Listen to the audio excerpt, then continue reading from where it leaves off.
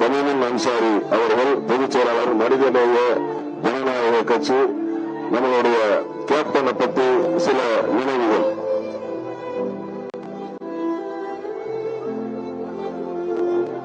Captain அவர்களை பற்றி நேற்றிலிருந்து எல்லோரும் வெளியிடக்கூடிய செய்திகளும் பதிவுகளும் அவரை ஒரு மனிதநேயர் என்பதை இந்த உலகுக்கு மீண்டும் முன்னிலைப்படுத்தியிருக்கிறார் என்பதுதான் உண்மை.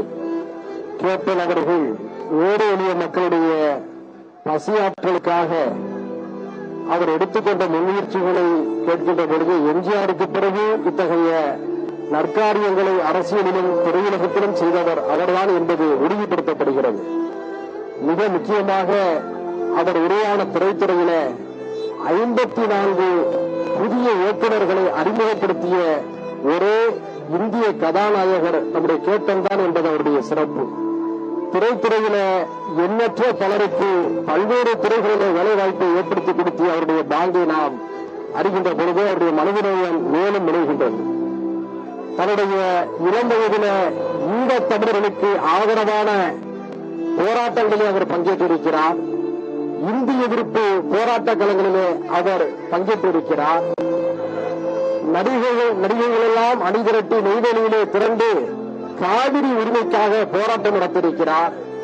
1992 டிசம்பர் 6ஆம் நாள் பாபர் மசூதி இடிக்கப்பட்ட அந்த சமயத்தில் பத்திரிகையாளர்களை சந்தித்த போது மீண்டும் அந்த இடத்திலே மசூதியை கட்டிக் கொடுப்பதுதான் நீதி என்று மதச்சார்பின்மையை போற்றிய ஒரு அருமைக்குரிய அரசியலாளராக நம்முடைய கேப்டன் அவர்கள் இருந்திருக்கிறார்.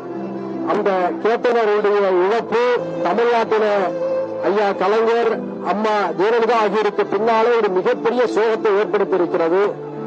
மனைவியாக மட்டுமே இல்லாமல் கடந்த பல ஆண்டுகளாக தாயாகவும் இருந்து கேப்டனை பாதுகாத்து வழிநடத்திய அவருடைய அருமைக்குரிய மனைவியார் அன்புக்குரிய சகோதரி பிரேமலதா அவர்களுக்கும் அவருடைய குடும்பத்தினருக்கும் இந்த நேரத்தில் எங்களுடைய மனிதநேய ஜனநாயக கட்சியின் சார்பில் ஆழ்ந்த இரங்கலையும் அனுதாபத்தையும் தெரிவித்துக் கொண்டு இறைவன் அவர்களுக்கு உள்ள தைரியத்தை வழங்க வேண்டும் என்று நான் பிரார்த்திக்கின்றேன். நன்றி.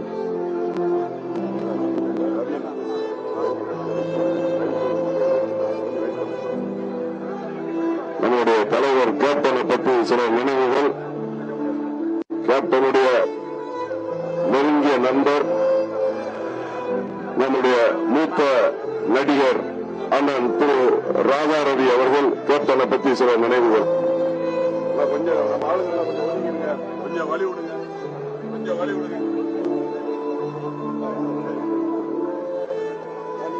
என்னுடைய அன்பு சகோதரன்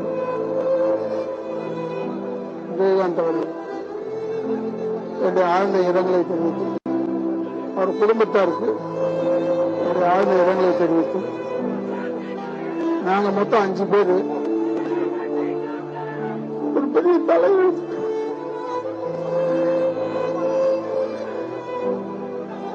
அது எங்களை விட்டு பிரிவா நான் எதிர்பார்க்கல. அதை தெரிஞ்சுக்கிட்டே வந்தோம். உதவி மனப்பான்மை கூட்டம்